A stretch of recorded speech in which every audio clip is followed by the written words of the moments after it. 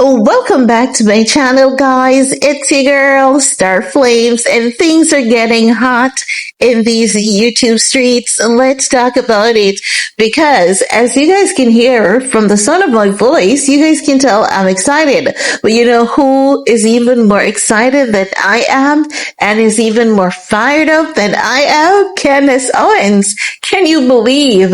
Like, I've never seen an individual being so fired up about getting sued.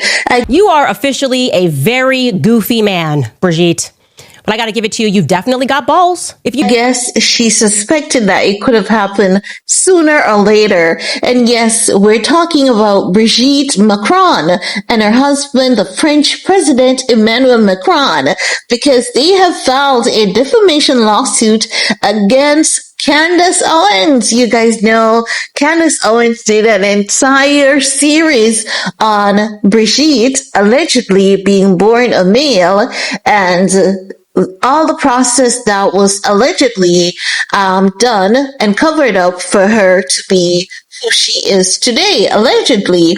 Also, Candace Owens alleged that Brigitte pursued her current husband, the French President Emmanuel Macron, when he was only a child. And there's a lot of twist and turn to that. Like, at one point, the podcast got so, like, the information that she was coming out with, it was, in a sense, a bit confusing, in a sense, a bit disgusting, because at one point, we're saying who is related to who. And I know anyone who has seen the podcast understand what I'm saying. It needs a little dissecting here and there. And there were so many people, doing videos reacting to, everything that Candace Owens had revealed. Candace Owens also had a, guest journalist who basically sat down. The gentleman was speaking in French, but they did a relay call system. So the relay call system is where the translator would actually translate the entire communication from French to English so that we could understand what the journalist was saying. What the journalist that Candace Owens interviewed revealed is that, for years, this has been a long discussion, amongst people of France, but it's not something that you can say, like, how YouTubers would come to YouTube and basically say anything. No, they have done stuff to other people, ruined other people's, lives and careers for alleging that Brigitte was born a man.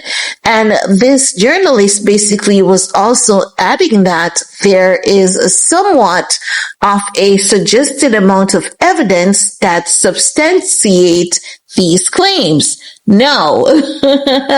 Not only that, right? So, as you guys know, and as we've covered, Candace Owens basically said that Brigitte was allegedly born a male. So as such, they filed the lawsuit in Delaware State Court on yesterday, July 23rd. And they allege that Candace has repeatedly and falsely claimed that Brigitte Macron was born a biological male. Now, they're saying the Macrons contend that Owens has used this false statement to promote her platform, gain notoriety, and make money, including through an 8-part podcast series called Becoming Brigitte, which pushes various conspiracy theories about them. They're seeking unspecified damages and a jury trial, stating that Owens' commentary has resulted in relentless bullying on a worldwide scale, and that she knowingly published false statements with reckless disregard for the truth. The Macron legal team stated they had made multiple requests for retraction, which Owens ignored, leading to the lawsuit.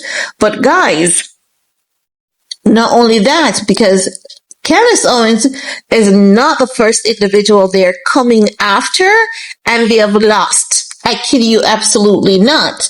No. In September of last year, September 2024, a lower court in France initially ordered two women, Amandine Roy and Natasha Ray, to pay damages to Brigitte Macron and her brother for spreading the false claims that she was born a man. Roy is a self-proclaimed spiritual medium and Ree is a blogger. They had propagated these claims in a long YouTube video. However, earlier this month, the Paris Court of Appeals overturned that ruling, finding the two women not guilty. The appeal court stated that the passages in question do not constitute defamation and instead fall under good faith free speech. Brigitte and her brother have since then appealed this decision to France's highest court, the Court of Cassation. So, while there was initial victory, they're now appealing that, but it doesn't stop there. There are two other journalists that they had sued, they had in court for years, and they lost that case as well. So, you know who's fired up, because when Candace Owens, knows and believes she's right about something, like hell, you're going to have to put up one heck of a legal fight. And let me tell you, a lot of people, they often try to throw jabs and disrespect at Candace Owens' direction, and she's not the one, neither is she the two. Because one thing about Candace, people want to say, oh, Candace acts as though she is the smartest black woman on the planet. That is how everyone should act. Whether you're black, pink, purple, or damn blue, you should act as though you are the brightest crayon in the box, even if you're not. It's called confidence, and we all have the ability to walk around with that pride and that confidence. So if Candace Owens has that pride and that confidence about herself, who are you to tell her not to have that, strength? Who are you to tell her not to have that belief in herself? I find that to be somewhat disgusting of people to do. But anywho, Candace Owens is telling us that she found out about this lawsuit the same time that the rest of the world did.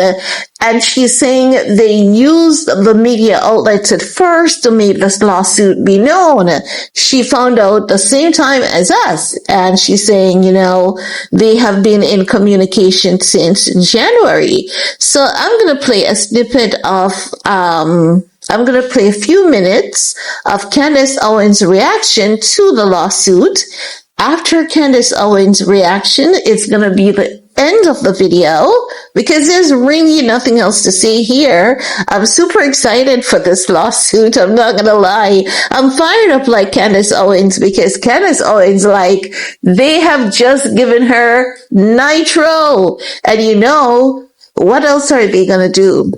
Candace Owens is going to share with us the point by point of what is going on in the lawsuit. They're going to put a gag order on her. But Candace is smart. So, I don't think we even need to worry about anything. But let's take a look at Candace Owens doubling down. She's standing firm. She's standing 10 toes tall. On what she said. She is firm on it, heavy on it, and she is not backing down. Let's take a look at these clips together, shall we? And then leave a comment below. Do all you need to do on this video to support your girl. Peace. I think you're sick. I think you're disgusting. And I am fully prepared to take on this battle. You are officially a very goofy man, Brigitte. But I got to give it to you. You've definitely got balls. If you need any more evidence that Brigitte Macron is definitely a man, it is just what is happening right now. The idea that you would file this lawsuit is all of the proof that you need. Okay? I have been in communication with their lawyers or via our lawyers, like their lawyers and my lawyers have been speaking, phone calls, emails since January. They did not send us a copy of the lawsuit. They did not give my lawyer a heads up that they were filing a lawsuit, but they did instead opt to give this lawsuit ahead of time to the Financial Times, the New York Times, CBS News. What does that tell you? It's a PR strategy.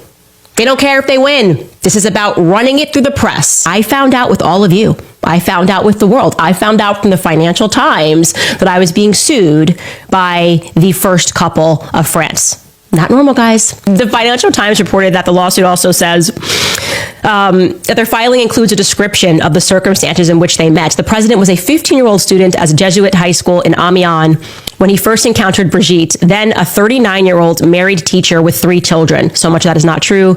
Again, they're trying to say he's 15, he was 14. According to the filings, they, quote, formed a deeper intellectual connection when she directed a production of the 1971 Milan Kundera play, Jack and His Master, in which Macron played the lead role. And later, the two began meeting regularly to collaborate on another play. Their relationship, quote, remained within the bounds of the law, the filings say. But when the teenager's parents found out about his, quote, strong feelings for his teacher, they moved him to a different school. But before he left, he told her, whatever you do, I will marry you. Dude, you're such a creep. Like, the fact that you're stating this as a defense, and you're not even telling the truth here, okay? Because you can't ignore the facts of how old he was when he was in that play. You just can't. So happy to go through this in court. But do you realize how creepy you are? How creepy this sounds? His parents then took him away because I'm disgusting, right? Because I'm a creep. Because I had power over this student and tried to seduce him, not because I looked like Claudia Schiffer, because I'm just like a creepy old man. Like, that's what happened here. And you stating this is like, oh, it's so disgusting. We're not going to shut up. You're not going to bully us. The discovery alone is going to be out of this world.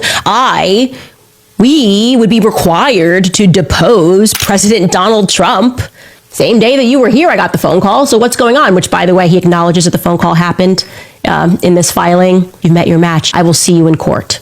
All right, guys. So we delayed the second installment of the Becoming Brigitte series because after announcing that we were going to air the episode on our CandaceOwens.com website, we underwent extensive DDoS attacks all weekend. Essentially, our servers were being overwhelmed. Then yesterday evening, we received a second strongly worded letter from the Élysée Palace from Brigitte and Emmanuel Macron. This time, it's a very brief letter, which we are going to show you in its entirety later on in the show. What can we say other than the Macrons sure are not behaving like a couple who have absolutely nothing to hide? So let's figure out why they are behaving the way that they are. Welcome back to our Becoming Brigitte series. So a lot of people were wondering with the first installment, the entry to this series, why are the French people allowing this to happen? How could they allow all of these things to happen? And you're probably wondering how on earth Brigitte and Emmanuel Macron have pulled this off, essentially this mass suppression of the press so that none of us were even aware of all of this weird stuff happening in their country. How is it that Emmanuel Macron, who was virtually unknown to the public a year before he came into power, managed to scuttle the campaign of François Fillon, the man who was a shoo-in essentially for the presidency? How did he do all of this? Well, for English speakers, it's a bit like the rise of Barack Obama. Sure, yes, Barack Obama was a senator and he therefore was involved in politics to some degree, but his ascension into the presidency did sort of in many ways come out of nowhere. Except Barack Obama was not married to someone who was more than 2 decades older than him. Emmanuel Macron, just to be very clear, and I will state this again and again, was just 14 years old when he appeared in a school play at his school called La Providence. Brigitte, at that time, was a teacher at the same school who ran a theater workshop, okay? She was, in fact, 39 years old at this time and allegedly married with 3 children. One of her children, Lawrence, was the same age and therefore in school with Emmanuel Macron, okay? So the story goes that she saw him perform in a play and she was just swept away, eventually unwilling to resist